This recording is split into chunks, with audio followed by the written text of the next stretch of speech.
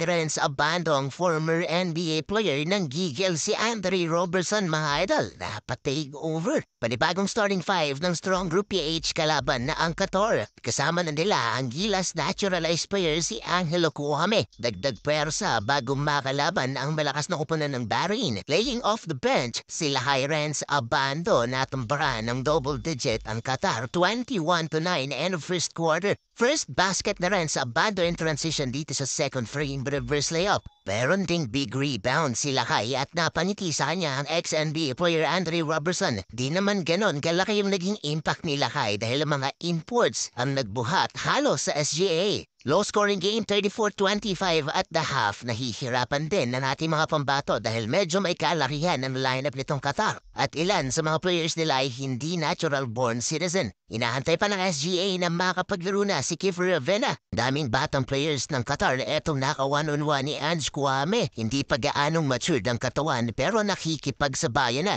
Hindi nila mapaabot sa 20 ang lamang 38-28 with 7 minutes left dito sa third frame. Eto, sinubukan ng batang player ng Qatar na i-one-on-one si Andre Robertson na asupal pa lang. Dave Ildefonso with the finish mula sa assist ni Andre. Sumubok ulit ang player na to sa depensa ni Andre Robertson. Bagsak pero nakapag-draw ng foul, that's 2 free throws. Limitado at hindi pa pinapasok si Renz Abando so far dito sa third quarter. Maririnig sa background mga idol na parang may sinasabi yung isa sa coaching staff na masama yung isa sa pakiramdam ng player. Baka si Renz yun. Sabi mo, sa pakiramdam po.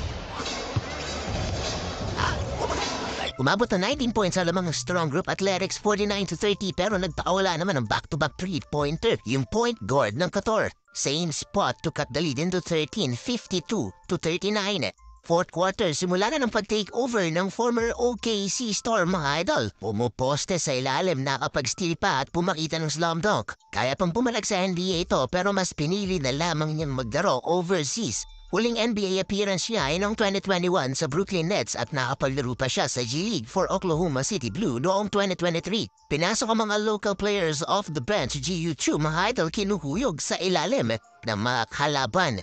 Sloppy ang defense ng Qatar kaya natambakan na nga sila dito mga idol sa second half. Halfway ng fourth quarter, lobo na sa 19 points ang inahabol ng mga naka-white jerseys. Ang tournament ito ay single round robin mga idol kaya kung manalo at masweep ng SGA ang kanilang 8 laban na ay sigurado na sila ang magkakampyon.